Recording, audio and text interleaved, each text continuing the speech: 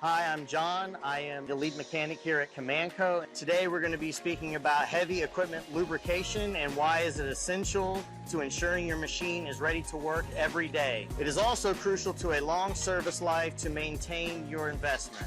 Lack of greasing may have many negative consequences. Lost runtime on the job, increased friction and wear leading to reduced efficiency, performance, and lifespan of the equipment. Increased maintenance and repair costs. Checking to see if your equipment is properly greased and lubricated should be part of your daily inspection and should be done before you start work for the day. Machine lubrication is necessary to prevent metal on metal contact between components. Most of the moving parts, joints, and linkages that allow your excavator, loader, dozer, or any other machine to operate as designed move on a thin layer of lubrication. Moving parts require grease to operate smoothly and to reduce friction, just as an engine in your machine requires oil for the same purpose. On most machines, the grease points are all accessible from the outside, while some may be hidden. It is important to check the lubrication diagram to make sure you know where all the points are and that you hit them all on your daily grease rounds.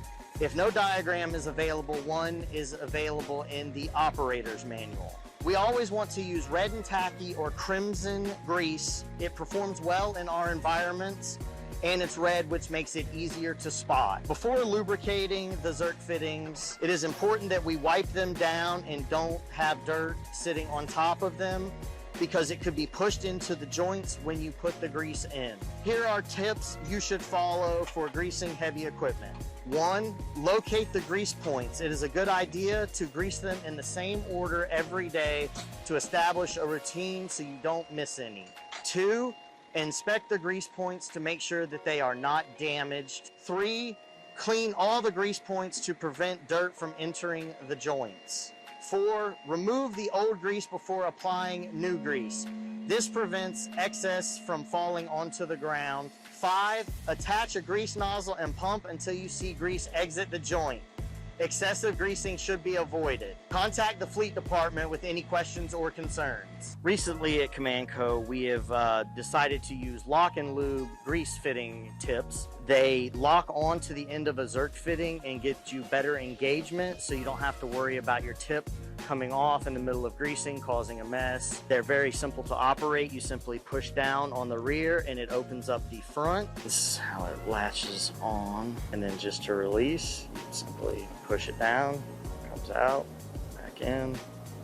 These are also rebuildable. You'll find them on all of our fuel trucks, and if you're having issues with them latching or staying on, please get with the fleet department and we can rebuild these over replacing them. My name is Jason.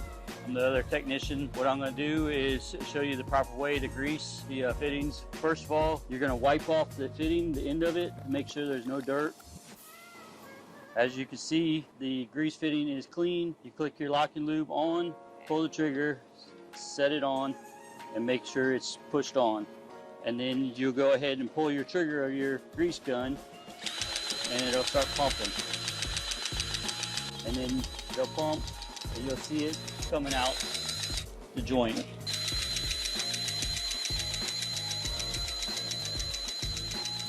As soon as you got grease coming out, then you can remove your lock and lube by squeezing the trigger, and then you can move on to the next grease fitting.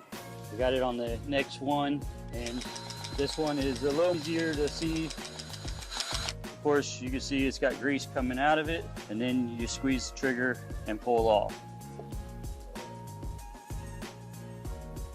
On this particular model, a Milwaukee grease gun, to reload it, you pull this all the way back out, get it where it locks in place, then you'll unscrew this, the tube. As you can see, this will slide completely out. You'll put a new tube in there, and then you go back in, screw it back tight, and then you put your trigger back in, and then you're able to start greasing. Sometimes you'll have to pump the air out with the little button on the front if it doesn't pump, and it just pumps all air. On behalf of Jason, myself, and all of the fleet department, we appreciate you watching the video on how to properly grease your equipment. If you have any questions, please contact the fleet department. Thank you.